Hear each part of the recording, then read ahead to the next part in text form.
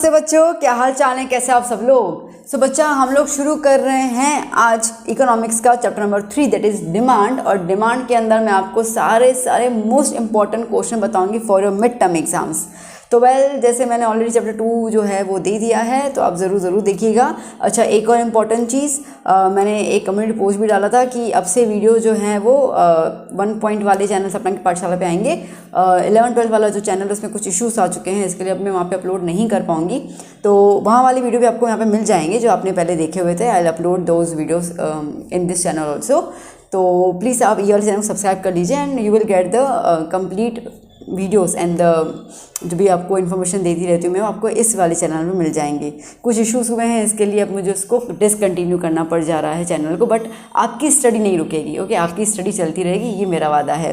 तो चलिए बच्चों, देखते हैं आज हम लोग डिमांड के questions, the most IMP questions. बेटा जैसे मैं पहले से बोलती हूँ, मैं दोबारा कह रही हूँ आपको कि ये वाले जो क्वेश्चंस हैं, इसमें से आपके 1 मार्क, 2 मार्क का, 3 मार्क का, 4 मार्क का, सब के सब क्वेश्चन निकल जाएंगे। ठीक है, तो आपको बस अगर आपने ये वाले क्वेश्चन लर्न कर ली ना, तो समझ लीजिए चैप्टर कंप्लीट हो गया। इसमें आपको और कुछ डिटेल में देखने की ज़रूरत नहीं है, ये मेरा दावा है इसके अंदर। बट हाँ, एक पॉइंट ये है कि जो समझाऊँ प्लीज़ समझते जाइएगा। समझेंगे और फिर लर्न करेंगे तो आसान होगा, रेदर देन कि मेरी आवाज़ को म्यूट करके आप बस सिर्फ फ़ोटो क्लिक करके आप सिर्फ लर्न करेंगे तो आपको उतना नहीं रिजल्ट मिलेगा। तो प्लीज़ समझिएगा हर एक क्वेश्चन को, एक बार तो वीडियो ज़रूर सुनिएगा, उसके बाद आप इसे लर्न करते जाइए। तो चलिए देखते हैं अपना पहला पड़ाव का पहला क्वेश्चन क्या है। So first question is what is demand function. ठीक है, डिमांड फंक्शन क्या होता है वो हमें देखना है।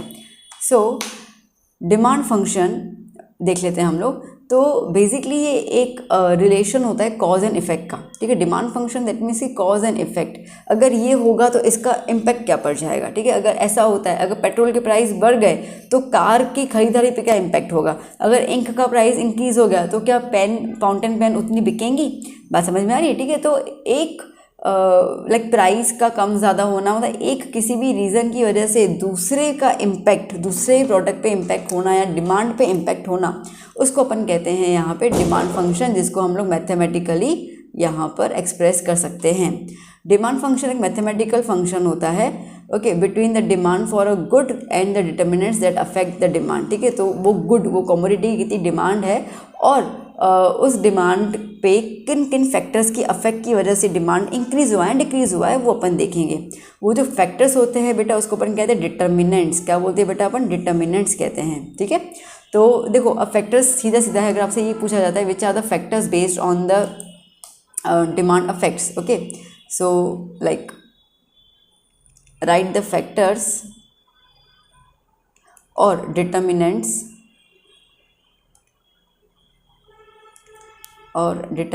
Of demand function. ठीक है, अगर ऐसा कुछ क्वेश्चन आता है आपको 2 मार्क के अंदर, तो क्या हो जाएगा, देखो ये वाले सारे हैं आपके पास। क्या है, प्राइस ऑफ द गुड। ठीक है, जो प्रोडक्ट उसकी प्राइस क्या है। ठीक है, जो कंज्यूमर है उसकी प्रेफरेंसेस, उसका टेस्ट क्या है। टेस्ट मतलब कि चखना नहीं, ठीक है, टेस्ट मतलब कि लाइक आपको क्या पसंद है। समझो कि जैसे फॉर एग्जांपल, ठीक है, कि एक लड़की है, उसको साड़ी पहनना बहुत अच्छा लगता है, तो वो साड़ी की ही डिमांड करेगी। ठीक है, कोई एक होगा जो जीन्स टॉप पहनेगा तो जीन्स टॉप का ही करेगा। तो आपकी क्या क्या प्रेफरेंसेस है, क्या टेस्ट है, वो आपकी इनकम क्या है। ठीक है, कंज्यूमर की इनकम क्या है, जो प्राइस है, ठीक है, जो उसके अब जो भी हम गुड्स ले रहे हैं उसके रिलेटेड भी तो सेम गुड्स होते ही है ना। ठीक है, तो उनके प्राइसेस क्या है, वो कंपैरिजन, पॉपुलेशन क्या है, वो साइज़ भी मैटर करता है। ठीक है, साइज़ ऑफ पॉपुलेशन मैटर करता है। दीज आर द फैक्टर्स जिसके ऊपर डिमांड फंक्शन जो है वो रिलाई करता है, मैटर करता है। ठीक है, अब यहाँ पे हम देख लेते हो डिमांड फंक्शन का मैथमेटिकल फॉर्म जो है बेटा वो ये है, that is dx equals to F of P X P Y P E T Y और यू। इसका मतलब क्या है, तो dx मतलब कि किसी भी कमोडिटी की demand, f is the function. ठीक है, देखो फंक्शन मतलब क्या होता है, फंक्शन का मतलब होता है किस बेस पे काम किया जा रहा है। ठीक है, किस बेस पे काम कर, उसको फंक्शन बोलते हैं हम लोग। ठीक है, जैसे आज रिमोट है, तो रिमोट से आप, रिमोट का एक बटन है, ठीक है, उससे आप टीवी ऑन और ऑफ कर रहे हो, तो वो वाला जो क्या बोल डट्टा, ठीक है, वो वाला जो पॉइंट है, वो पॉइंट से आप टीवी ऑन एंड ऑफ करो तो उसका फंक्शन है। ठीक है, that function is for on end of. Volume का अलग बटन होता है, ठीक है, चैनल चेंजिंग का अलग बटन, तो उनसे कोई फंक्शन है। तो इसके डिमांड जो है वो किस पे डिपेंड करता है, तो जिस पे डिपेंड करता है उसके फंक्शंस होते हैं। तो इसके लिए एफ फॉर द फंक्शन। अब पी एक्स मतलब कि उस कमोडिटी की प्राइस क्या है, ठीक है। पी वाई मतलब कि उस कमोडिटी के रिलेटेड जो है दूसरी कमोडिटी उसकी प्राइस क्या है। ओके, जैसे कि मैं बात कर लेती हूँ कि भाई कार की क्या प्राइस है। अब इस कार में जो पेट्रोल डलता है उसकी प्राइस क्या है। ये दोनों का इम्पैक्ट, पेट्रोल का प्राइस ज़्यादा है तो कार में इम्पैक्ट तो करेगा ना, सीधी सी बात है। ठीक है। उसके अलावा फ्यूचर प्राइजेस की क्या एक्सपेक्टेशन है भाई, कम होंगे ज़्यादा होंगे वो क्या है। ओके, कंज्यूमर क्या प्रीफर करेगा लेना, कंज्यूमर की इनकम क्या है उसको वाई देखेंगे, और बाकी सारे फैक्टर्स को अपन यू देख लेते हैं। ठीक, चलिए next question, explain the substitute goods and complementary goods. देखो बेटा, सब्स्टिट्यूट गुड्स मतलब क्या होता है, एक के बदले दूसरी चीज़ को लेना। ठीक है। मैं समझो कि मेरे पास चावल के टाइप्स हैं। ठीक है, तो एक है मेरे पास समझो कि बासमती चावल। ठीक है, एक है मेरे पास सादे चावल।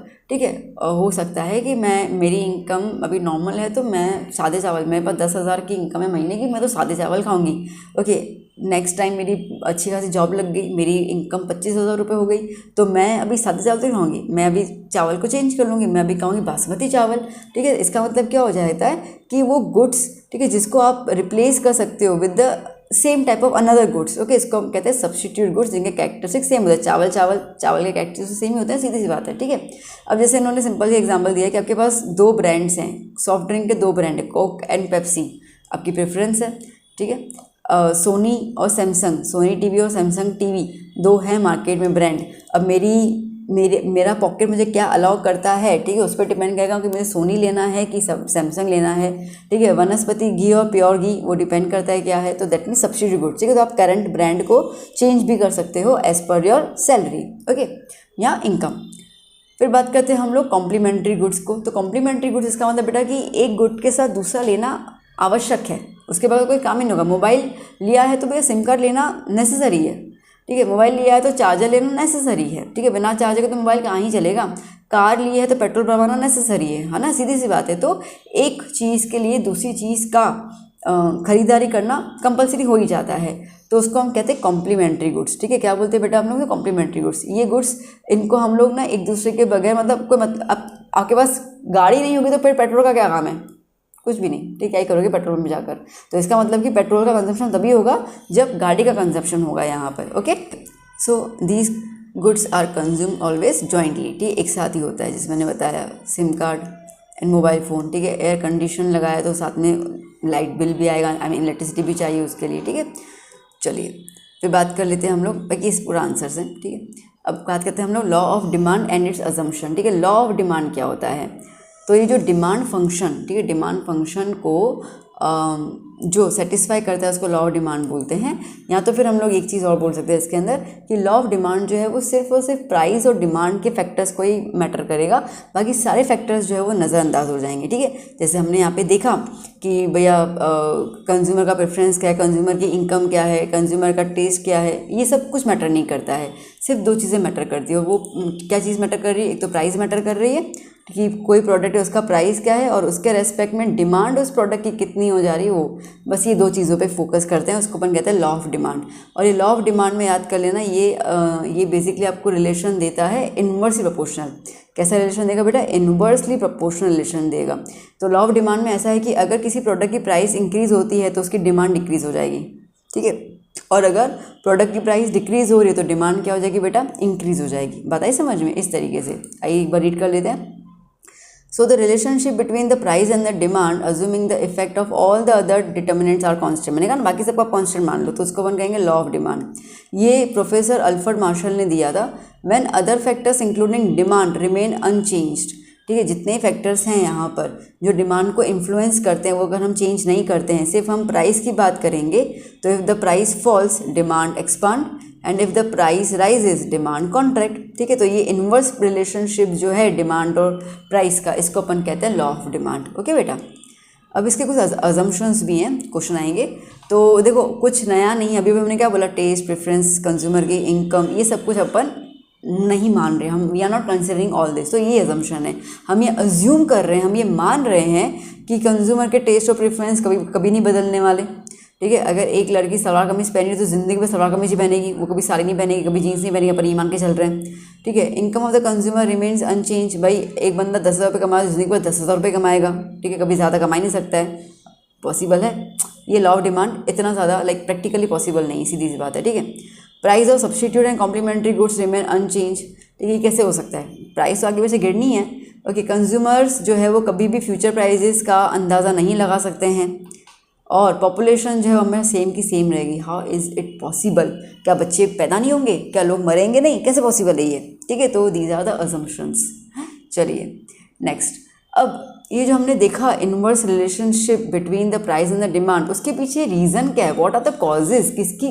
क्यों अपन कह रहे हैं कि प्राइस और डिमांड हमेशा एक दूसरे के दुश्मन है, मतलब एक दूसरे के ऑपोजिट काम करते हैं, ठीक है। जैसे भाई बहन की तरह है, ठीक है, भाई बोलेगा ये करना है, बहन बोलेगी मैं ये करूँगी, ठीक है, दोनों में कभी बनती नहीं है, भाई बहन की कहाँ बनती है, ठीक है। सेम विद मियाँ भी, उनकी भी नहीं बनती कभी भी, ठीक है, हमेशा कलेश होता रहता है। तो बस यहाँ पे भी प्राइस और डिमांड का कलेश होता है। तो कलेश क्यों हो रहा है? तो एक कलेश होता है इनकम इफेक्ट की वजह से। आइए देखते हैं क्या होता है। एक कलेश जो है इनकम इफेक्ट। अब इनकम इफेक्ट मतलब क्या है? देखो, जब मॉनेटरी इनकम मतलब जो इनकम है कंज्यूमर की, अगर वो कांस्टेंट मान रहे हैं, ठीक है, बट जो प्रोडक्ट खरीदता है ना वो, अगर उसकी प्राइस गिर जा रही है तो उसकी रियल इनकम क्या हो जाएगी? राइज हो जाएगी, ठीक है। तो वो जो रियल इनकम की वजह से उसका परचेजिंग पावर इंक्रीज हो जाएगा, अब वो ज़्यादा चीज़ें खरीद पाएगा। तो उसी को ही अपन कहते हैं यहाँ पे इनकम इफेक्ट ऑन डिमांड। नहीं समझे? एग्जाम्पल देखो, मज़ा आएगा। क्या है कि देखो, एक कंज्यूमर है, ठीक है, वो उसके पास 50 रुपये है, 50 रुपये में 1 लीटर दूध मिलता है, ठीक है। तो इसका मतलब कि कंज्यूमर जो है वो खाली 1 लीटर ही दूध ले पाएगा, तो उसकी डिमांड भी 1 लीटर ही है। चलो ठीक है, बट समझो कि प्राइस जो है वो दूध की 10 रुपये हो गई, ठीक है। अब 50 से 10 रुपये ही होगी, तो 50 रुपये में जहाँ पे 1 लीटर मिल रहा था, अभी 10 रुपये में 1 लीटर मिल रहा है। तो सीधी बात है, 50 रुपये में वो कितने लीटर खरीद पाएगा? 5 लीटर खरीद पाएगा, ठीक है। इसका मतलब क्या होगा? कंज्यूमर की डिमांड कितनी होगी? 5 लीटर हो गई। तो ये जो चेंज आया ना मॉनेटरी इनकम में, ठीक है, पहले 50 रुपये खर्च कर रहा था 1 लीटर के लिए, अभी 10 रुपये खर्च कर रहा है 1 लीटर के लिए, तो 40 रुपये बढ़ गए। ये 40 रुपये जो उसको एक्स्ट्रा मिल गए ना, उसको हम कहते हैं रियल इनकम, ठीक है। तो यहाँ पे रियल इनकम राइज हो गई। तो कंज्यूमर की सैलरी नहीं इंक्रीज हो रही है, उसकी ये जो खर्च करने वाला जो पॉइंट है, ठीक है, उसमें उसका सेविंग हो जा रहा है, और यही सेविंग जो होता है इसको अपन कहते हैं इनकम इफेक्ट, ठीक है। तो जिसकी वजह से वो प्रोडक्ट्स का डिमांड जो है वो ज़्यादा कर लेता है, ठीक है। ये जो इनकम इफेक्ट होता है इसको हम लोग ज़्यादातर जो है वो पॉजिटिव इफेक्ट मानते हैं, ठीक है। नॉर्मल गुड्स है वो पॉजिटिव इफेक्ट, जबकि इन्फीरियर गुड्स जो है वो नेगेटिव इफेक्ट होगा, ठीक है। That's it. इन्फीरियर गुड्स मतलब क्या हो जाएगा? इन्फीरियर गुड्स का मतलब कि भैया सस्ती चीज़ है। चलो एक एग्जांपल दे मैं आपको इसमें, कि समझो कि है ना, पेट्रोल का दाम बहुत ज़्यादा है, ठीक है, तो मेरे को तो रोज़ काम पे जाना है, पेट्रोल पोसा नहीं रहा है, ठीक है, गाड़ी महंगी पड़ रही है, तो मैं तो भैया ट्रेन में जाऊंगी या बस में जाऊंगी, ठीक है। तो बस में टिकट सस्ती पड़ेगी, बस में जाऊंगी।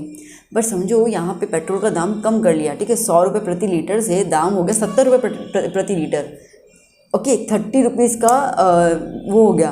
तो मैं लोग यार 30 रुपीज़ का कम हो गया, मेरी सैलरी उतनी है बट मेरे को सेविंग तो हो रही है ना, तो चलो ना अभी एक काम कर, तो मैं बस में कहाँ धक्के खाते हुए जाऊँगी, मैं अभी अपनी एक्टिवा से जा रही हूँ। क्लियर हुआ? तो क्या हो गया, क्या हुआ, हमने क्या किया, हमने बस को छोड़कर एक्टिवा, तो बस इज़ द इन्फीरियर गुड, ठीक है, उसको लीव करके हम लोगों ने दूसरा मोड ऑफ ट्रांसपोर्टेशन देख लिया, बिकॉज हमारे पास सेविंग बच गई। तो जो सेविंग होती है उसको इनकम इफेक्ट बोलते हैं हम लोग, ठीक है। अब बात करते हैं सब्स्टिट्यूशन इफेक्ट। सब्स्टिट्यूशन इफेक्ट मतलब क्या होता है? देखो, अब जैसे कि यहाँ पर 2 प्रोडक्ट होते हैं, कोई भी आप मार्केट में जाओगे ना, तो आप जब बोलोगे कि भैया चावल दिखा दो, तो चावल आपको वो 4 प्रकार के दिखाएगा, सबकी प्राइस अलग अलग होगी, ठीक है, एक सस्ता होगा, एक थोड़ा महंगा होगा। तो यहाँ पे हमेशा 2 चीज़ें मिलती हैं और उसको हम सब्स्टिट्यूट कर लेते हैं एज पर द इनकम। जैसे कि consumer will reduce the consumption of substitute goods and increase the demand of the concern good, इसको हम कहते हैं सब्स्टिट्यूशन इफेक्ट। समझे क्या है? देखो, आपके पास ना बाहर 2 टाइप के पैंट मिल रहे हैं, एक कॉटन पैंट मिल रहा है और एक डेनिम का पैंट मिल रहा है। डेनिम का पैंट सस्ता है, कॉटन का पैंट थोड़ा महंगा है, ठीक है। अब समझो कि कॉटन के पैंट की प्राइस जो है वो गिर गई, ठीक है, सेल वेल आया और कॉटन की पैंट की प्राइस गिर गई। अब 500 रुपये का डेनिम का पैंट खरीदता था वो बंदा, ठीक है, डेनिम का पैंट जो मिल रहा था उसको 500 रुपये का मिल रहा था, और कॉटन का पैंट मिल रहा है उसको समझो 1200 रुपये का, ठीक है। अब due to sale and all that, समझो कि कॉटन की जो पैंट है उसकी प्राइस जो है वो आके गिर गई 500 रुपये में। अब मेरे को बताओ, आपको इच्छा तो कॉटन पैंट की पहनने की थी, बट महंगा तो अपन नहीं पहन पा रहे थे। अब जैसे ही सेल आया, ठीक है, इतना % गिर गया और डिस्काउंट दे रहे, तो अपन को वही कॉटन की पैंट जो है 500 में मिल रही है। तो अभी आप कॉटन पैंट पहनोगे कि डेनिम पैंट पहनोगे? कॉटन पहनोगे, ठीक है। तो क्या हो गया, यहाँ पे हम लोगों ने क्या किया, सब्स्टिट्यूट कर लिया, चीज़ को बदल दिया, ठीक है, एक के बदले दूसरा ले लिया।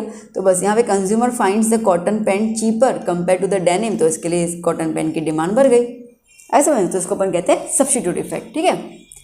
फिर हम बात कर लेते हैं प्रेस्टिजियस गुड्स। प्रेस्टिजियस गुड्स क्या होते हैं, और प्रेस्टिजियस गुड्स के ऊपर लॉ ऑफ डिमांड नहीं लगता है, क्यों?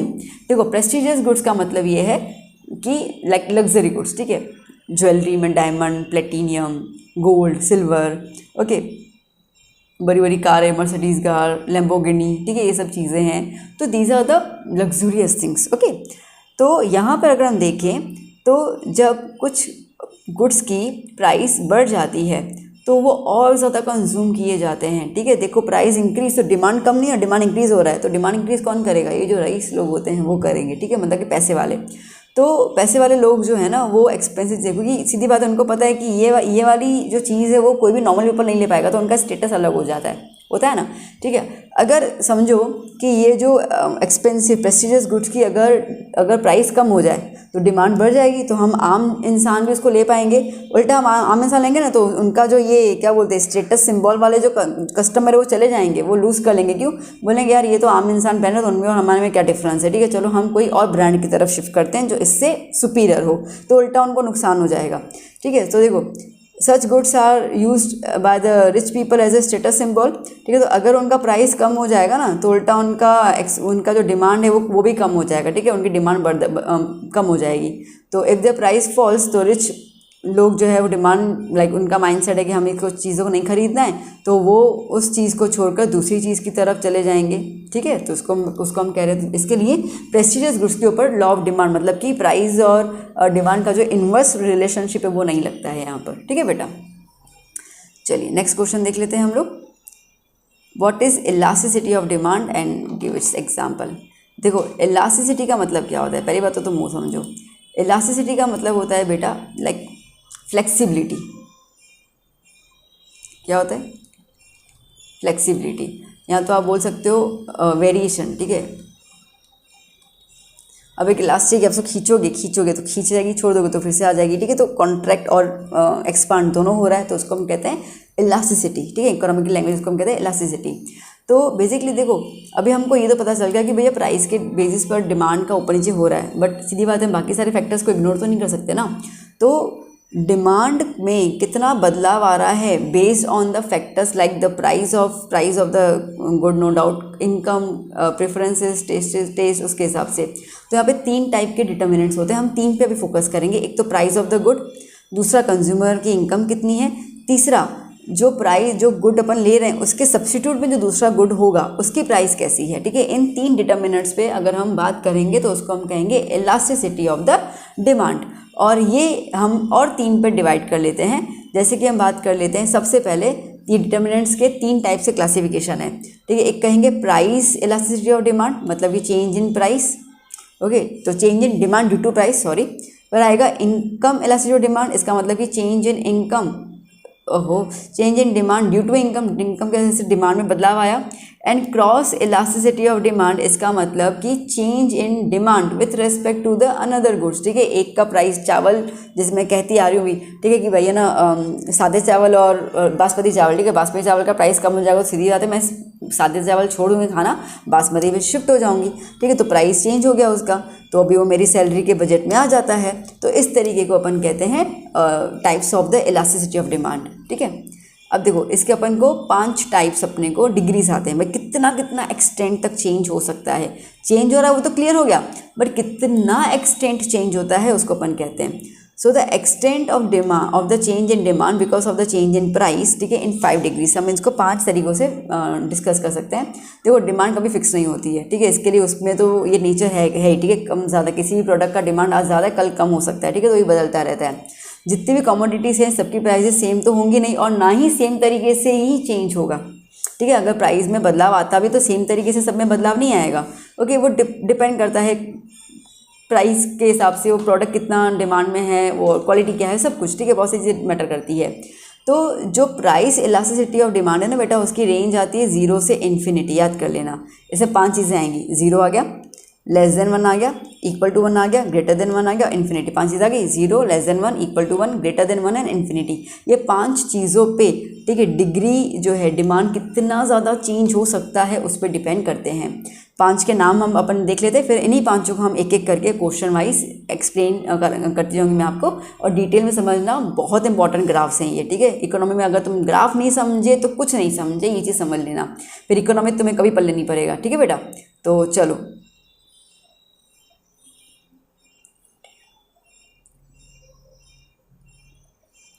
तो अगर तुम ग्राफ नहीं समझे ना इकोनॉमिक्स में, समझना कि तुम्हें इकोनॉमिक्स कभी समझ भी नहीं आएगा, 12th में पूरा ग्राफ रहता है। तो इकोनॉमिक्स के अंदर ग्राफ समझना बहुत ज़रूरी है और बनाना बहुत ज़रूरी है। तो इसके लिए अभी तो अपन सिर्फ नाम डिस्कस करें, इसके बाद हर एक क्वेश्चन अपन एक्सप्लेन करेंगे, डिटेल में समझेंगे और हर एक चीज़ को बिल्कुल अच्छे से समझना, ठीक है। तो क्या बोल रहे हैं यहाँ पे, सबसे पहला है परफेक्टली इलास्टिक डिमांड। एक तो मुझे पता नहीं कि परफेक्टली को प्लास्टिक ही मैं परेशान हो जाती हूँ, हर बार मेरे मुझे प्लास्टिक निकलता है, ठीक है। परफेक्ट इलास्टिक डिमांड तो इन्फिनिटी होगा। परफेक्ट इन इलास्टिक डिमांड तो EP 0, देखो E मतलब इलास्टिक, P मतलब परफेक्ट, ठीक है। फिर यूनिटरी इलास्टिक डिमांड तो EP इक्वल्स टू 1, ठीक है, यहाँ पे इक्वल्स टू आएगा। Relative elastic demand greater than 1 और रिलेटिव इन इलास्टिक डिमांड मतलब कि लेस देन 1, ठीक है। ये 5 डिग्रीज हैं जिसके बेसिस पर आगे पूरा चैप्टर डिपेंडेंट है और कुछ है नहीं। तो चलो अभी हम लोग आगे शुरू करते हैं क्वेश्चन नंबर 8। ना बच्चों, क्वेश्चन नंबर 8 देखो क्या कह रहे हैं। Question number 8, what is perfectly elastic demand. Perfectly elastic demand क्या होता है, हमें एक एग्जांपल के थ्रू इसको समझाना है, डायग्राम के थ्रू, ठीक है। देखो परफेक्टली इलास्टिक डिमांड को हम कैसे सिंबलाइज करते हैं, EP इक्वल्स टू इन्फिनिटी। क्या होता है बेटा, EP equals to infinity. E stands for elastic, P stands for the perfect, ठीक है। तो परफेक्टली इलास्टिक के लिए ये सिंबल होता है, मतलब इसका मतलब होता है। तो इसका मतलब एक्चुअली है क्या, देखो समझो, ये डायग्राम्स कुछ आएंगे, ठीक है। इस चैप्टर में ये डायग्राम है, अगर आप ये डायग्राम समझ गए ना तो आपके लिए चैप्टर जो है वो इजी, बहुत कुछ और कुछ है ही नहीं। बट अगर आप इनको नहीं समझ पाओगे तो चैप्टर आपको टफ लगेगा, ठीक है। तो क्या बोल रहा है, when a small change that is even know change, ठीक है। आप छोटा सा कुछ चेंज ला रहे हो, या तो अपन ये बोलते हैं कि चेंज ना भी लाएं, किसमें, प्राइस में, ठीक है। तो अगर प्राइस में समझो कि 1-2 रुपये आगे पीछे कर रहे हो, या समझो ना भी कर रहे हो, फिर भी, ठीक है, फिर भी there is an abnormal change in the demand, ठीक है। और डिमांड में हम लोगों को बहुत खतरनाक चेंज नज़र आ रहा है, ठीक है। लाइक वी नो कि demand and price inverse proportion होते हैं, ठीक है। अगर समझ अपन प्राइस को बढ़ा रहे हैं तो डिमांड कम होनी चाहिए, ठीक है। हमने कुछ प्राइस में चेंज किया नहीं, फिर भी डिमांड कम हो रही है। हमने फिर भी प्राइस में कुछ चेंज नहीं किया, डिमांड बढ़ती जा रही है, मतलब कुछ ना कुछ बहुत ड्रास्टिक चेंज हो रहा है, ठीक है। तो ये जो एबनॉर्मल चेंज आता है डिमांड के अंदर, इसको हम लोग कहते हैं परफेक्टली इलास्टिक डिमांड, ठीक है। इसको निकालने का फॉर्मूला क्या होता है बेटा, इसको निकालने का फॉर्मूला होता है प्रोपोर्शनेट चेंज इन डिमांड, ठीक है। कितना डिमांड में चेंज आया और कितना प्राइस में चेंज आया, प्रोपोर्शनल मतलब कि परसेंटेज, ठीक है। तो कितना चेंज डिमांड में आया, कितना चेंज प्राइस में आया है, उसको आप लो तो आपको जो वैल्यू मिलती है दैट इज़ EP। तो आपको हमेशा वैल्यू क्या मिलेगी, इन्फिनिटी। कैसे, देखो एग्जांपल समझा दूँ, मस्त समझना अच्छे से। ये वीडियो अच्छे से देख लिया, समझ लिया ना, तो मुझे नहीं लगता कि आपको कुछ और वीडियो देखने की ज़रूरत भी पड़ेगी। एग्जैक्टली। तो देखो अभी अपना ग्राफ है, मान के चलते हैं हम लोग, ठीक है। मैं यहाँ पे कुछ वैल्यूज़ लिख देती हूँ, ये 0 है, ठीक है। यहाँ पे वैल्यू ले लेती हूँ मैं, यहाँ पे समझो कि प्राइस ले लेती हूँ, ये 2 हो गया, ठीक है। ये 4 हो गया, यहाँ पे 6 ले लेती हूँ, यहाँ पे 8 ले लेती हूँ, ठीक है। और नीचे की तरफ मैं यहाँ पे ले लेती हूँ 25, 50, 75, 100, ओके, 125 और 150, ऐसे कुछ मैंने ले लिया, ठीक है। अब समझो कि मैं यहाँ पे प्राइस कह रही हूँ, ठीक है। जैसे कि मैं यहाँ पे कह रही हूँ कि एक, ठीक है, ये 4 पे जो है देखो प्राइस कांस्टेंट है, 4 पे प्राइस कांस्टेंट है। मैं ये बोल रही हूँ कि जब मेरा ऑब्जेक्ट का, कमोडिटी का प्राइस 4 रुपीज़ था, तो मेरे 50 यूनिट जो है वो बिक रहे थे, ठीक है। क्या बिक रहे थे, 50 यूनिट बिक रहे थे, ठीक है, ओके। और प्राइस 4 ही है, कुछ मैंने चेंज किया नहीं, ठीक है। और मेरे जो प्राइस, जो मेरी यूनिट्स हैं वो समझो कि बिक रही हैं, इसको मैं थोड़ा लंबा कर लेती हूँ, समझो कि बिक रही है 150, ठीक है। देखो अभी इस पॉइंट को समझो। For example when the price of x commodity is ₹4, तब डिमांड 50 यूनिट थी। Even if the price remains the same, price same है, अब डिमांड हो गई 150 यूनिट्स, ठीक है, 150 में उससे ज़्यादा।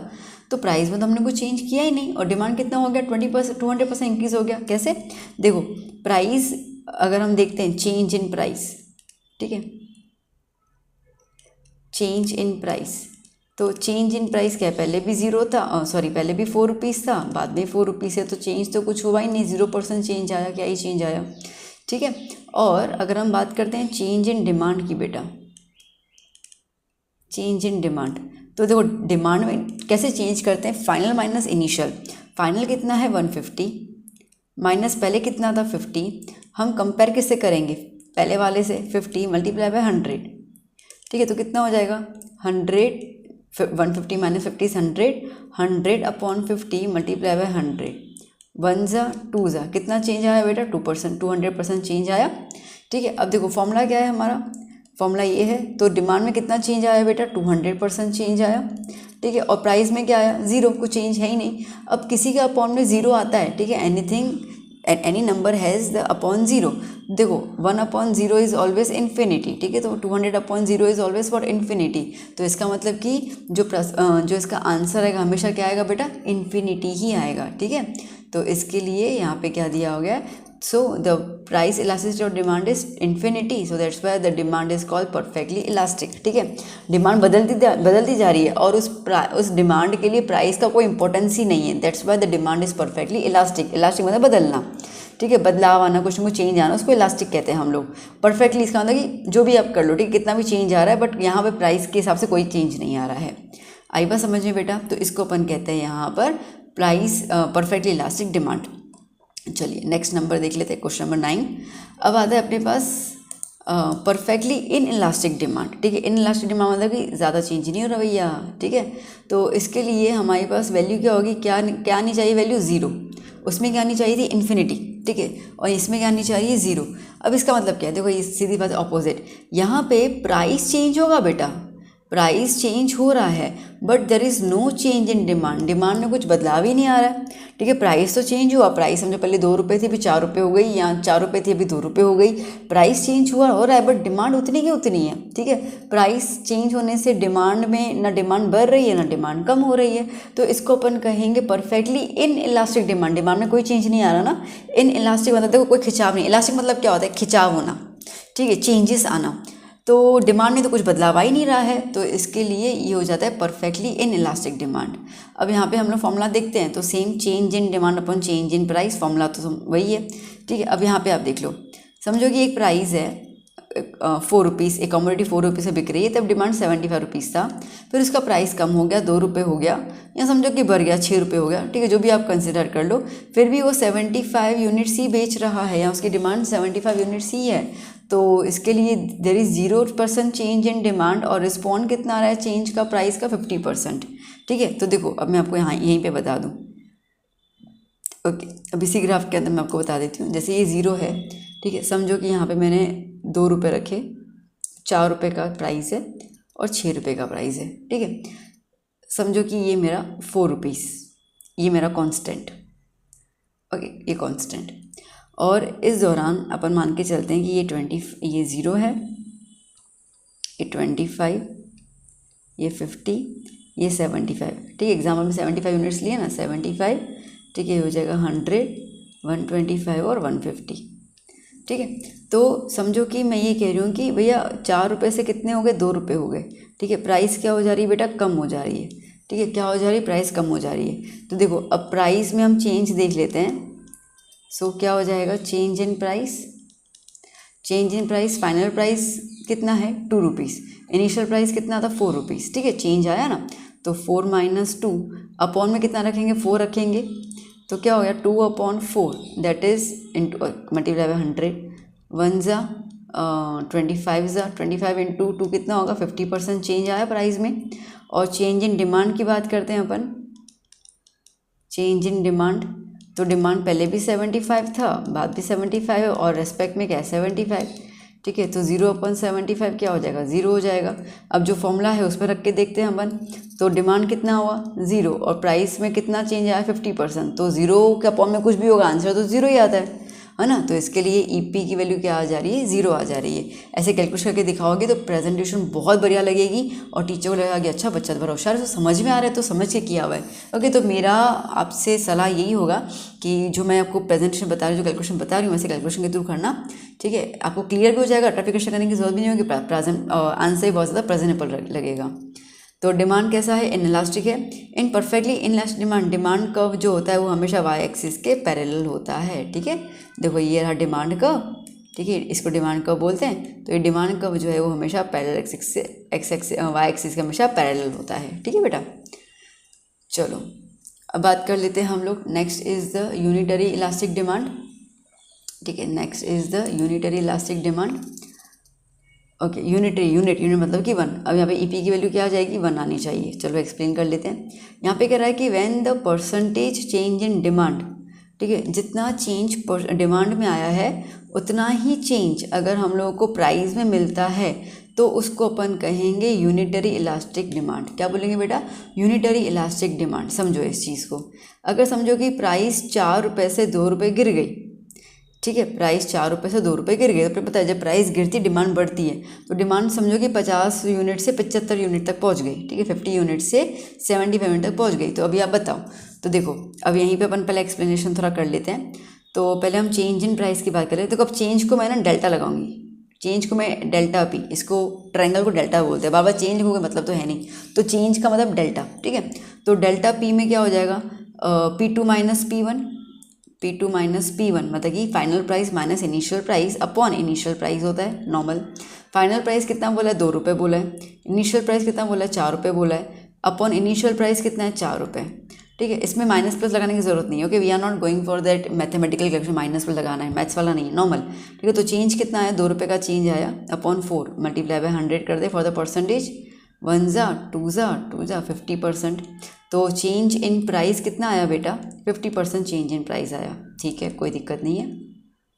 ओके, डिमांड की बात कर लेते हैं, चेंज इन डिमांड। ओके, तो D2 minus D1 upon D1।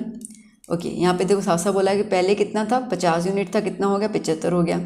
तो 75 minus 50 upon 50 multiply by 100 percentage निकालना है ना, ठीक है। तो 75 माइनस 50 कितना होगा, 25 अपॉन 50 मल्टीप्लाई बाय 100, 25 1 ज़ा 25 2 ज़ा 2 1 ज़ा 250 ज़ा। तो डेल्टा डी कितना आया बेटा, 50% आया।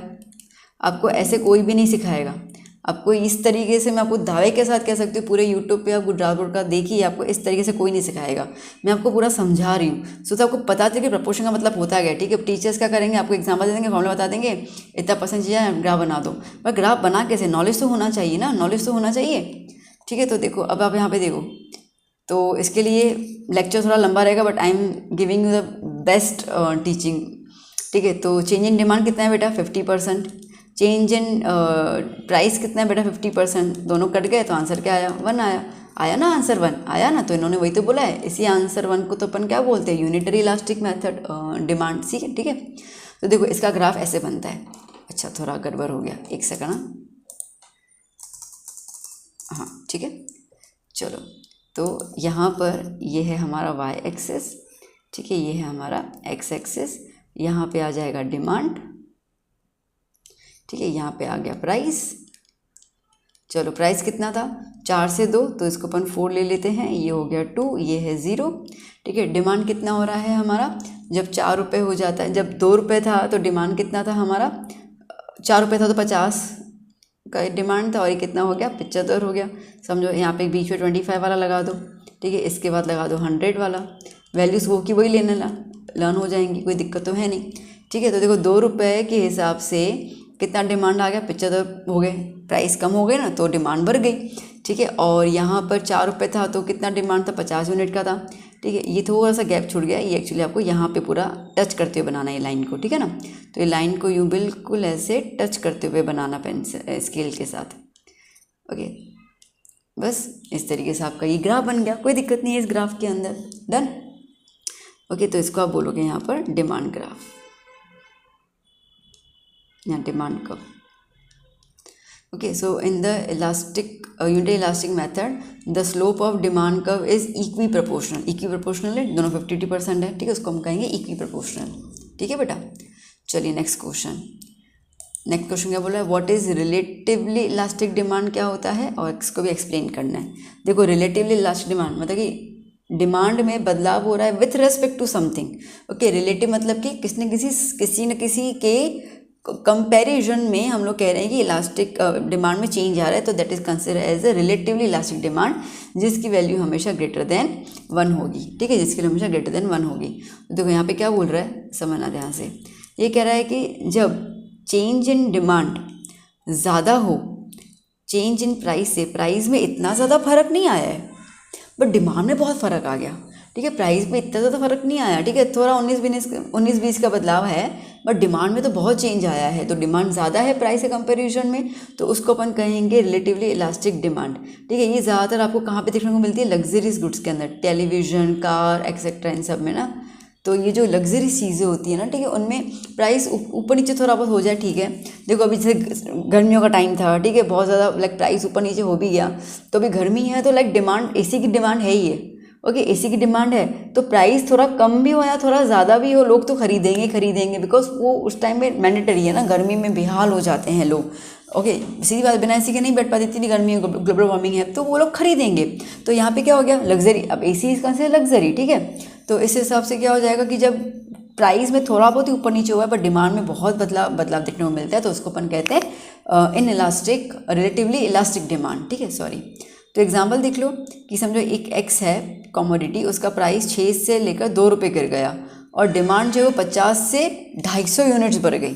ठीक है, तो प्राइस का फॉल कितना है, 66.6%, और डिमांड का एक्सटेंशन कितना आया, 400%। निकाला इसको कैसे, चलो निकाल देते हैं। ओके, चलो देख लेते हैं। अभी चेंज इन प्राइस की बात कर लेते हैं। ठीक है, P2 minus P1 upon P1। Okay, change in price कितना था, 2, और पहले कितना था, 6 अपॉन में 6 मल्टीप्लाई बाय 100। ठीक है, तो 4/6 मल्टीप्लाई बाय 100, 2 2 ज़ा 2 3 ज़ा 200/3 आप करोगे तो आपको मिलेगा, ठीक है, 66.66%। ठीक है, और चेंज इन डिमांड की बात कर लेते हैं हम लोग, तो D2 minus D1 upon D1। ठीक है, D2 क्या है, D2 कितना था, 250 यूनिट। पहले कितने यूनिट्स बिक रहे थे, 50 यूनिट, और अपॉन में कितने लिखेंगे, 50 मल्टीप्लाई बाय 100। ठीक है, 250 में 50 कितने बचेंगे, 200 बचेंगे ना। ठीक है, तो क्या हो गया, 200/50 मल्टीप्लाई बाय 100। ठीक है, तो ये गया 0 1 ज़ा 4।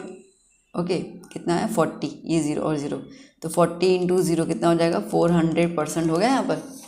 डन, क्लियर, तो चेंज आ गया।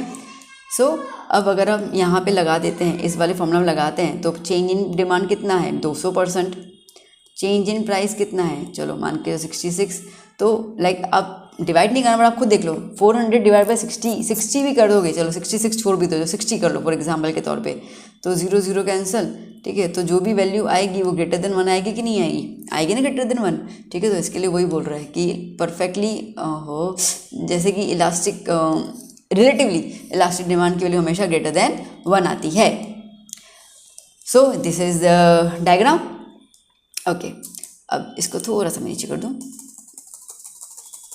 ओके, चलो, सो यहाँ पे देख लेते हैं। ये हो गया हमारे पास, इसको थोड़ा लंबा कर दिया, ये हो गया एक्स एक्सिस। ठीक है, ये हो गया वाई एक्सिस, ये यहाँ पे आएगा प्राइस, ये आ गया डिमांड। ठीक है, ये 0 कितना था, 50। ठीक है, फिर बात कर लेते हैं हम लोग यहाँ पे 100, चलो 50, 150, 250, इसको ऐसे मान लेते हैं। ठीक है, और प्राइस में कितना उछाल था, 6 रुपये से ये 4 रुपये और ये 2 रुपये। ठीक है, तो जब 6 रुपये थे तो 50 यूनिट की डिमांड थी, जब 2 रुपये होगा तो 250 यूनिट की डिमांड हो गई, और इसको आपने ग्राफ बना दिया। बस इतना ही कर लेना, that is the demand curve. ठीक है, डन। चलिए नेक्स्ट, अब क्या बोल रहा है, what is relatively in elastic demand. ठीक है, इन इलास्टिक डिमांड, अब डिमांड में कुछ खास बदलाव नहीं आ रहा है, तो इसका मतलब कि इसकी वैल्यू लेस देन 1 होगी।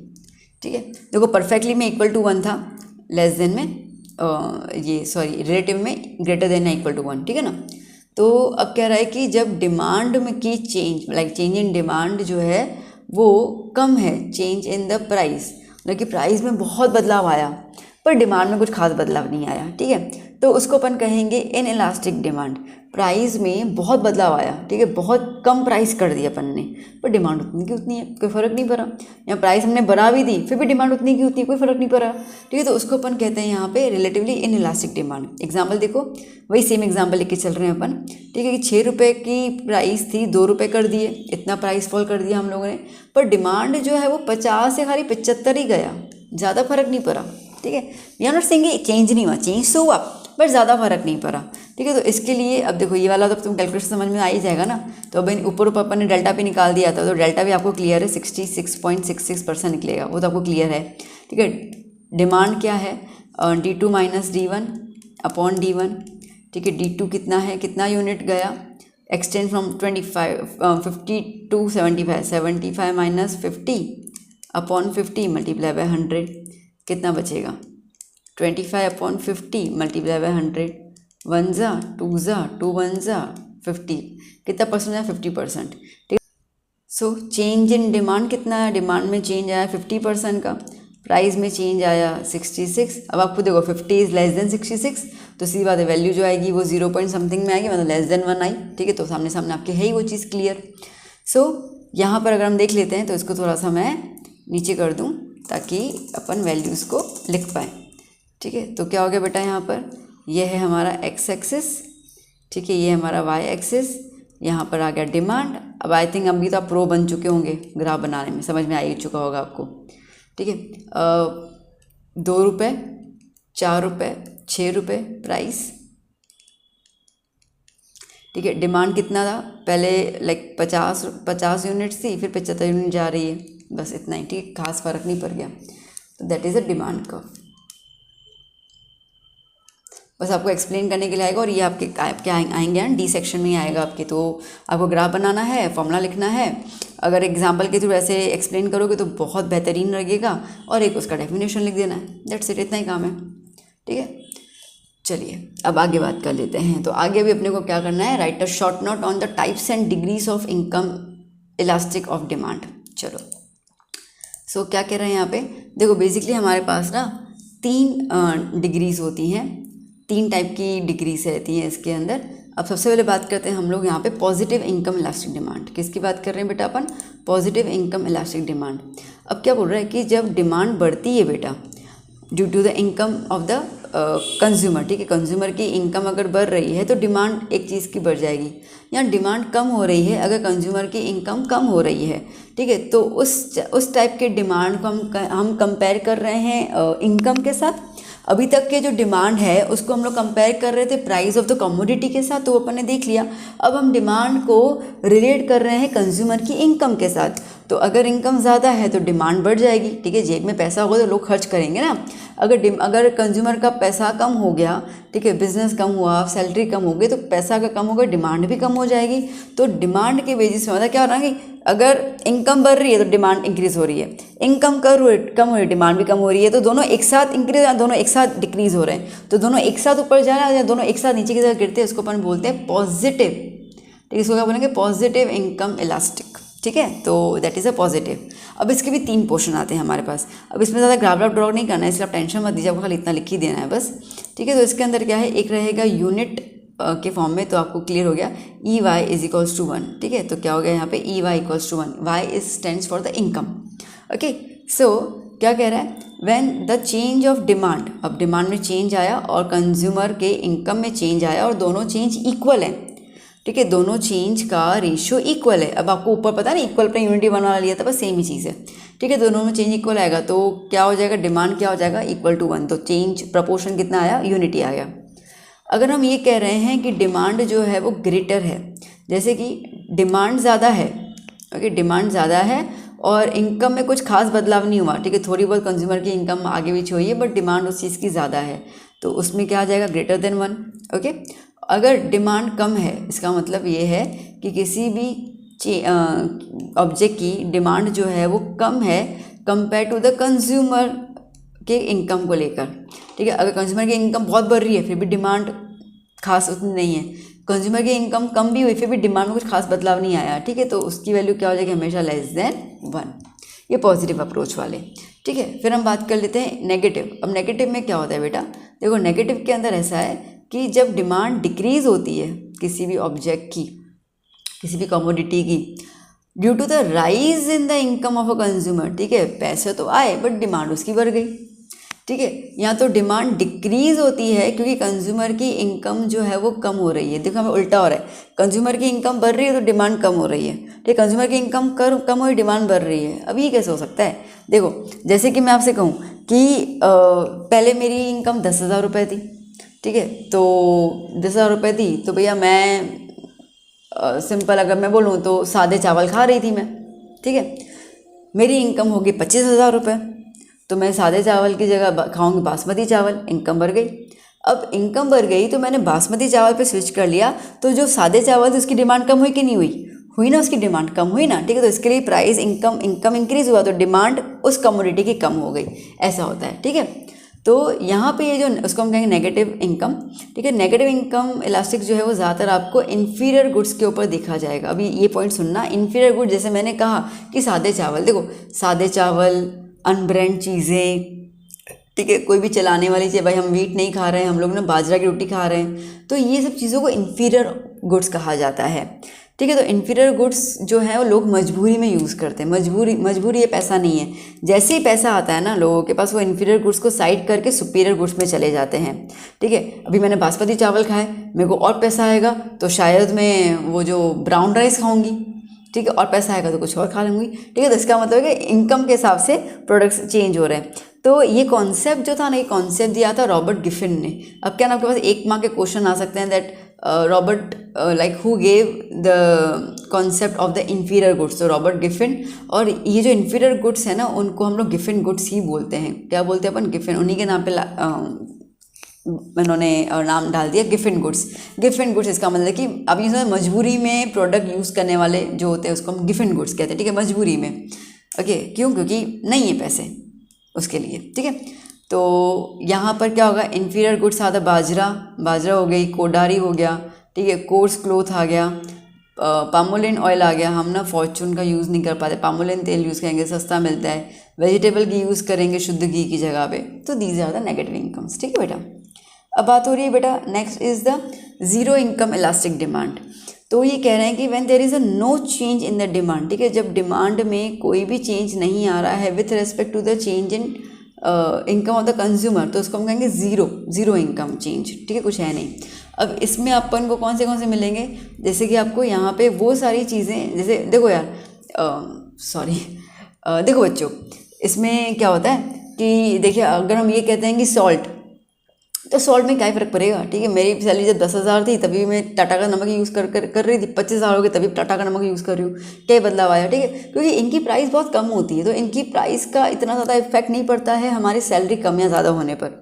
बात समझ में आ रही है, ठीक है। मुझे सेफ्टी पिन लेनी है, लेनी है तो पहले 10 रुपये में पर पैकेट मिल रहा था, अभी भी 10 रुपये मिल रहा है, तो तब मेरी सैलरी 10,000 थी, फिर भी क्या फ़र्क पड़ गया, तो 10 रुपये तो खर्च कर सकती हूँ। 25,000 हो गई तो क्या फ़र्क पड़ गया, वो इतना ही खर्च कर सकती हूँ, क्या फ़र्क पड़ता है, ठीक है।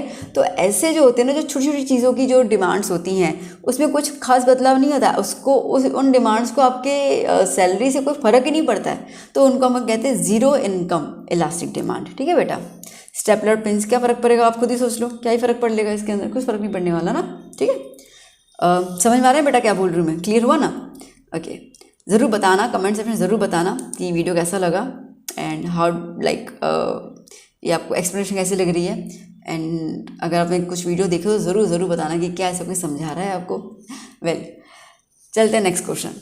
What do you mean by the cross elasticity और cross price elasticity of demand, ठीक है। क्रॉस इलास्टिसिटी या cross price elasticity of demand को अपन क्या बोलते हैं, तो देखो, when the demand of the concerned commodity changes in response to the change in the price of its related goods, ठीक है।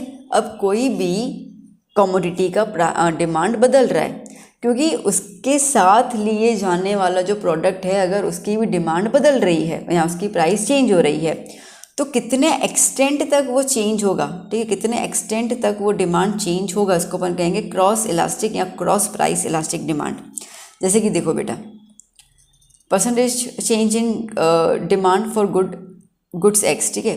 अब एक्स गुड है, उसमें कितना चेंज हुआ डिमांड में, क्योंकि वाई गुड के प्राइस में चेंज हुआ। अब मैंने आपको इनकम और इसका इनकम कह रही हूँ इंक और पेन का एग्जांपल दिया था ना, तो मैंने क्या कहा कि पेन का प्राइस इंक का प्राइस जो है वो बढ़ गया। अब इंक का प्राइस इंक्रीज़ हो गया तो उसके रेस्पेक्ट में पेन की खरीदारी में, ठीक है, पेन की डिमांड में क्या चेंज आया है, इसका जो रेशियो देखेंगे हम लोग, मतलब प्राइस के रेस्पेक्ट में जब प्राइस ज़्यादा हो रहा है कम हो रहा है एक चीज़ का उसके बदले दो उसके साथ जो सब्स्टिट्यूट या कॉम्प्लीमेंट्री चीज़ जो लेने जाने वाली होती है उसमें इम्पैक्ट आता है, तो उसको अपन कहेंगे क्रॉस इलास्टिक डिमांड। ठीक है, क्रॉस हो गया, मतलब एक प्रोडक्ट का इम्पैक्ट दूसरे प्रोडक्ट पे पड़ जाता है। तो ये जो क्रॉस प्राइस इलास्टिक डिमांड होती है वो एक्चुअली बताती है कि चेंज कितना है, मेजर करता है कि चेंज कितना है डिमांड में in respond to the change in price of the another good. इसकी वैल्यू पॉजिटिव नेगेटिव दोनों हो सकती है, सीधी सी बात है। ये सब्स्टिट्यूट और कॉम्प्लीमेंट्री दोनों गुड्स के ऊपर इम्पैक्ट करता है। ठीक है, अब बात करते हैं इसी में नेगेटिव का मतलब क्या होता है। देखो, तो नेगेटिव का मतलब सीधी सी बात है, the products for which the cross price elasticity is measured are the complementary products. ठीक है, अगर ये प्रोडक्ट्स कौन से कॉम्प्लीमेंट्री होते हैं तो नेगेटिव हो गया। ठीक है, जैसे कि मैंने कहा आपसे इंक का प्राइस इंक्रीज़ हो रहा है तो भैया पेन की डिमांड कम हो जाएगी, लोग बोलेंगे छोड़ दो इतना महंगा कौन इंक लेगा पेन के लिए, फिर पेन भी लो। ठीक है, तो क्या हुआ ना, इंक की वजह से पेन का प्राइस जो है या पेन की डिमांड जो कम हो गई ना बेचारी का। ठीक है, पहले बिकती थी 1000 यूनिट, अभी बिक रही है 100 यूनिट। ठीक है, तो कम हो गई बेचारी की वैल्यू कम हो गई मार्केट में, तो इसके लिए नेगेटिव आया, तो इसको अपन कहते हैं नेगेटिव क्रॉस प्राइस इलास्टिसिटी। ठीक है, अब इसके लिए दोनों प्रोडक्ट्स का कॉम्प्लीमेंट्री होना ज़रूरी है। ठीक है बेटा, तो जैसे एग्जांपल है बढ़िया सा, पेट्रोल और कार, ये कॉम्प्लीमेंट्री प्रोडक्ट है। अगर पेट्रोल का प्राइस इंक्रीज़ हो रहा है 20% तो डिमांड कार्स की जो होगी वो कम हो जाएगी, क्योंकि फ्यूल बहुत महंगा है भैया। कार तो लेना आसान है, बोलते हैं ना हाथी को लेना आसान है, हाथी को पालना मुश्किल है।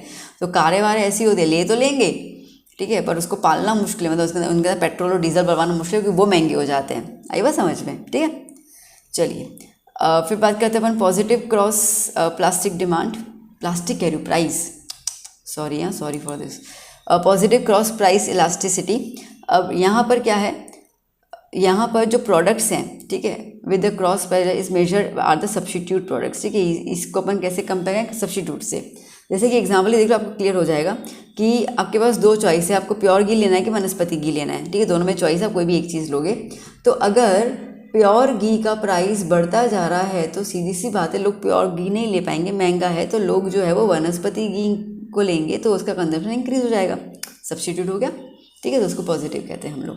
हालांकि प्योर घी के लिए नेगेटिव है ये, पर वनस्पति घी के लिए पॉजिटिव हुआ। ठीक है, चलिए next question, differentiate between income effect and substitute effect.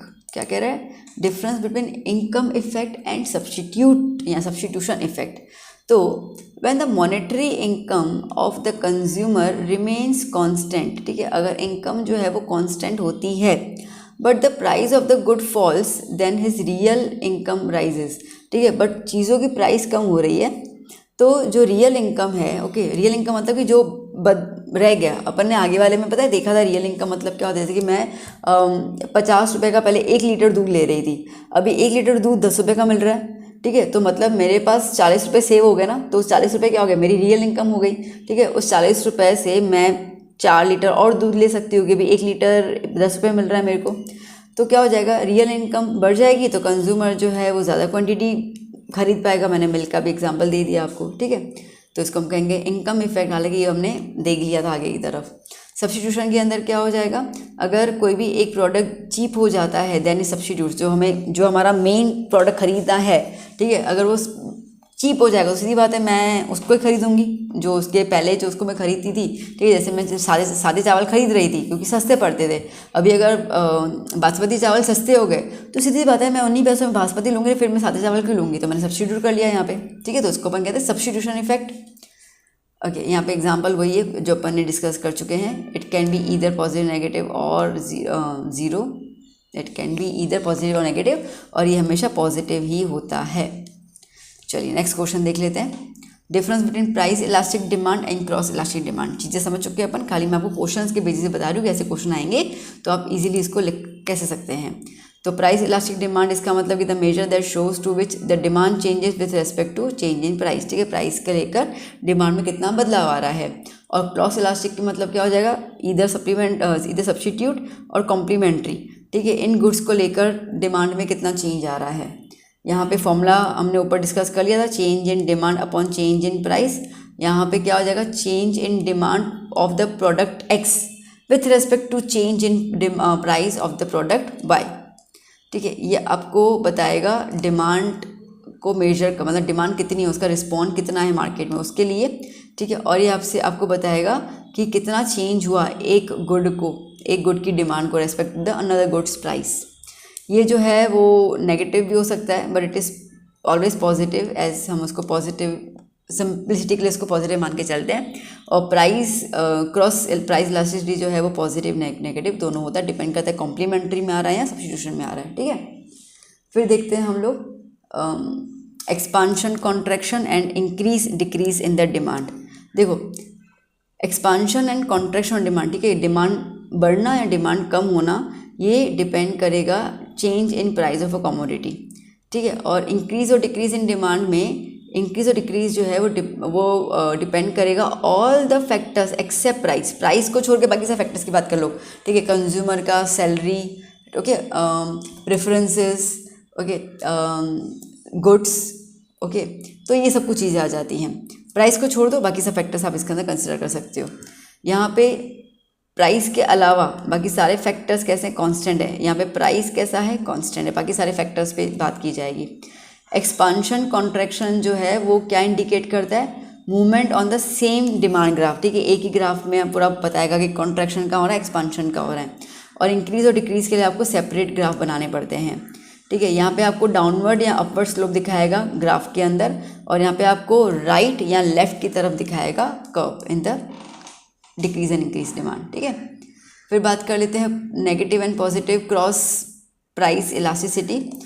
तो अभी देखो अपन इसको चेकआउट तो कर चुके हैं आगे, ठीक है। अगर प्राइस इलास्टिसिटी की वैल्यू नेगेटिव है, इसका मतलब कि जो प्रोडक्ट है, ठीक है, ये मेजर्ड होगा उसके कॉम्प्लीमेंट्री प्रोडक्ट्स के साथ। इंक और उसका एग्जांपल ले लो, पेट्रोल और कार का एग्जांपल ले लो। पॉजिटिव के लिए क्या हो जाएगा, किस पे काउंट होगा, सब्स्टिट्यूट के अंदर। अगर दो प्रोडक्ट्स कॉम्प्लीमेंट्री और अगर एक का प्राइस इंक्रीज डिक्रीज हुआ तो उसका इम्पैक्ट दूसरे की डिमांड में पड़ जाएगा। यहाँ पे अगर एक का प्राइस इंक्रीज डिक्रीज हुआ तो उसका इम्पैक्ट उसके सब्स्टिट्यूट गुड्स पे पड़ जाएगा, ठीक है। पेट्रोल कार वाला सेम एक्सपेरिमेंट, प्योर की वनस्पति वाला सेम जो अपन ने आगे बात किया, ठीक है। कॉम्प्लीमेंट्री गुड्स जो है वो जॉइंटली कंज्यूम किए जाते हैं और ये सेपरेटली कंज्यूम किए जाते हैं। Now next, explain the expansion and contraction of demand along with the diagram, ठीक है। डायग्राम के थ्रू में बताना है। तो देखो अब हमने हालांकि अपन ने अभी डिफरेंस बिटवीन देख लिया। तो कॉन्ट्रैक्शन और एक्सपांशन जो है वो कब होगा, जब प्राइस वेरी करेगा किसी भी प्रोडक्ट का, और बाकी सारे डिटर्मिनेंट्स जो हैं वो बेटा कैसे होंगे, कांस्टेंट होंगे। Keeping other determinants constant, if price falls, अगर प्राइस गिर जाता है तो डिमांड एक्सपांड होगा, ठीक है। Simple we know that price is inverse proportional demand, अगर प्राइस कम हुआ तो डिमांड बढ़ जाएगा, ठीक है। इसका उल्टा भी हो सकता है। देखो अब टेबल कैसा है, जैसे प्राइस जो है वो गिरता जा रहा है, 5 रुपीज़ से, फिर 4 था, फिर 3 हुआ, फिर 2 हुआ, फिर 1 हुआ। और डिमांड देखो, जब प्राइस 5 रुपये था तो एक ही यूनिट बिक रही थी, जब 4 रुपये प्राइस हुआ तो 2 यूनिट बिक रही है, 3 रुपये प्राइस हुआ तो 3 यूनिट। तो इसको अपन कहते हैं ब्रेक, मतलब ये पॉइंट आ गया, ठीक है, ये सैचुरेटेड पॉइंट आया, इसके ऊपर बढ़ रहा है, इसके नीचे कम हो रहा है, ठीक है। तो इस पॉइंट के ऊपर इंक्रीज हो रहा है राइस, और इस पॉइंट के नीचे कम हो रहा है, ठीक है, मतलब फॉल प्राइस में, ठीक है। डिमांड तो ऊपर कॉन्ट्रैक्ट होगा, नीचे एक्सपांड होगा, ओके। तो देखो अब अपन ने यहाँ पे बोला था प्राइस, और ये कहाँ गया, हाँ देखो हमने क्या कहा था कि यहाँ पे जो डिमांड और ये जो ग्राफ होगा वो हम सेम ग्राफ में बताएंगे, ठीक है, और ऊपर और नीचे की तरफ बताएंगे। देखो अभी ग्राफ बता रही हूँ मैं आपको इसका, है ना, सेम ग्राफ में बताया। ये पॉइंट जो है यहाँ पर हमने क्या लिया, 3 ले लिया और ये 3 ले लिया, ठीक है। तो 3 पॉइंट यहाँ पे आया। अब 3 के इस तरफ जा रहे हो तो डिमांड कॉन्ट्रैक्ट हो रहा है, और इस तरफ आ रहे हो तो डिमांड एक्सपांड हो रहा है, ठीक है। चलिए ये एग्जांपल ही है कॉन्ट्रैक्शन उसके लिए, तो एक बार रीड कर लेना भाई। 3 रुपये का है, वो जो था ना बस उसी का एक्सप्लेनेशन, और कुछ है नहीं इसके अंदर, ठीक है। D demand, expansion of demand, ठीक है, और यहाँ पे डी का रहेगा कॉन्ट्रैक्शन ऑफ डिमांड। अब सेम इंक्रीज और डिक्रीज जो वाला क्या था ना, इंक्रीज और डिक्रीज डिमांड क्या होता है, तो हमने हालांकि अभी भी देख लिया। इंक्रीज डिक्रीज का होता है कि जहाँ पे हम प्राइस को कांस्टेंट मान लेते हैं और बाकी सारे डिटर्मिनेंट्स को चेंज लाइक वेरी करते हैं वो, ठीक है। तो प्राइस कांस्टेंट मान लेते हैं तो सीधा अपन आ जाते हैं मेन पॉइंट पर। एक बार आप इसको देख लीजिए, ठीक है। मैं 2 मिनट रुक जाती हूँ, तो मैं समझाने जाऊँगी। अभी वही पूरा इसमें लिखा हुआ है डिटेल में। देखो बेटा, ये 5 मार्क का क्वेश्चन आएगा तो आपको प्लीज़ इस तरीके से आपको पूरा प्रेजेंट करके आना है, वरना 5 मार्क में और ये क्वेश्चन आते हैं, ठीक है, हमें पता ही आते हैं। तो इस तरीके से हम मेहनत करेंगे और लिखेंगे तो प्रेजेंटेशन के सारे मार्क्स मिल जाएंगे अच्छे, ठीक है। अब देखो प्राइस सेम ही है, we have not change the price, 3 रुपये, बट डिमांड में बदलाव आया, ठीक है। यहाँ पर जब प्राइस 3 रुपये था तो डिमांड 1 था, प्राइस 3 रुपये था, फिर डिमांड 2 हो गया, 3 रुपये था फिर 3 आया, फिर धीरे धीरे डिमांड बढ़ता जा रहा है। तो there is a increase in demand and there is a decrease in demand, ठीक है। अब यहाँ पे आप देखो, ओके, एक लेफ्ट वर्ड की तरफ जा रहा है, एक राइट वर्ड की तरफ जा रहा है। ये आया अपना ए पर क्या आया, 3 और 3 वाला पोर्शन, ठीक है। ये रहा ए पे 3 और ये रहा 3, ठीक है। अब इस तरफ जा रहे हैं हम लोग तो डिमांड जो है वो इंक्रीज़ हो रहा है, सॉरी डिक्रीज़ हो रहा है, और इस तरफ आ रहे हैं तो डिमांड क्या हो रहा है, इंक्रीज़ हो रहा है, ठीक है बेटा। बस, और ये थोड़ा सा आपको एक्सप्लेनेशन मैंने दिया हुआ है, बस इसमें वही बताया है कि इस तरफ जा रहे हो डिमांड डिक्रीज इंक्रीज, उसके बारे में बताया, कर्व्स के नाम दिए हुए हैं ABCD, दैट्स इट, ठीक है, और कुछ नहीं है। सो बेटा जी, यहाँ पर हमारा डिमांड का चैप्टर कंप्लीट हो गया, जिसमें हम लोगों ने सारे के सारे इंपॉर्टेंट क्वेश्चंस कर लिए। इसके बाद कुछ नहीं आएगा, ये मेरी गारंटी है, तो इसको अच्छे से लर्न कर लीजिए। इसके बाद हम चलेंगे सप्लाई चैप्टर के ऊपर। एंड या एज आई टोल्ड कि जो 2.0 वाला चैनल है वो बंद हो रहा है, ठीक है, ड्यू टू सम इश्यूज़। तो आपको ये भी सारे वीडियोस मेन जो चैनल रहेगा सपना की पाठशाला, उस पर मैं आपको देती जाऊंगी, तो प्लीज़ इसको सब्सक्राइब कर लीजिए एंड अपने फ्रेंड्स को भी रिकमेंड कर लीजिएगा, उनको कहिएगा यहाँ पे ज्वाइन कर लें, उनको सारे के सारे वीडियोस यहाँ पे मिल जाएंगे, ठीक है बच्चा। तो चलिए मिलते हैं अपन नेक्स्ट लेक्चर में। Till then keep study, keep hard working, bye bye, take care.